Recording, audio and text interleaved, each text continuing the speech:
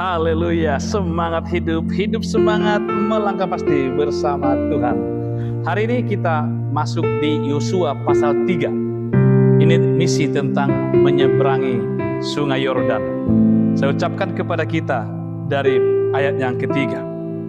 Dan Yosua memberi perintah kepada bangsa itu, katanya, segera sesudah kamu melihat tabut perjanjian Tuhan Allahmu yang diangkat para imam yang memang suku Lewi, maka kamu harus juga berangkat dari tempatmu dan mengikutinya. Saudara, perintah Tuhan melalui Yosua kepada umat Israel. Apabila kamu telah melihat tabut perjanjian Tuhan. Misi menyeberangi sungai Yordan dimulai dengan mata yang fokus kepada tabut perjanjian, bukan kepada aliran sungai Yordan. Apa itu tabut perjanjian Tuhan?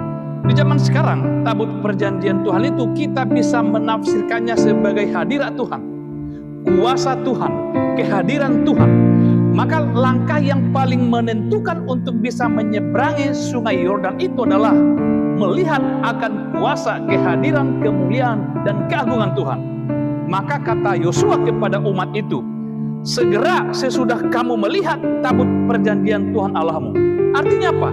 Sebelum kamu melihat tabut perjanjian Tuhan itu, sebelum engkau mengimani akan kemahakuasaan, akan keagungan Allah, jangan coba-coba melangkah. Kan begitu simpelnya.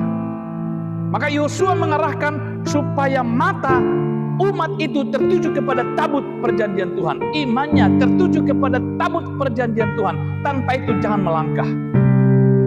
Maka perintahnya kepada kita adalah segera sesudah kamu melihat. Maka kita perlu dan harus melihat tabut perjanjian Tuhan dalam hidup kita.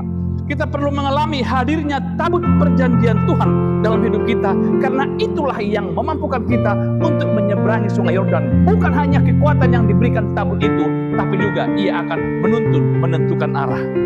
Saudara, melihat tabut Tuhan itu mengedepankan tentang mengarahkan mata kita, melihat, mengalami akan keajaiban demi keajaiban Tuhan. Jadi langkah kita, tindakan kita dimulai dengan memandang kepada Kristus, memandang pada kemuliaan Allah.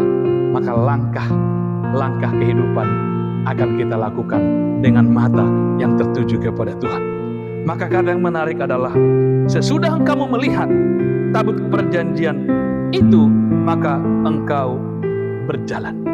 Engkau harus mengikutinya, berangkat mengikuti sesuai dengan apa yang diimani, apa yang dilihat melalui tabut perjanjian Tuhan.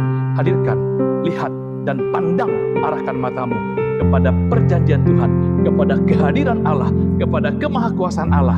Maka sungai Yordan adalah sungai yang akan dapat dilewati karena ada tabut Tuhan yang hadir di tengah-tengah kita.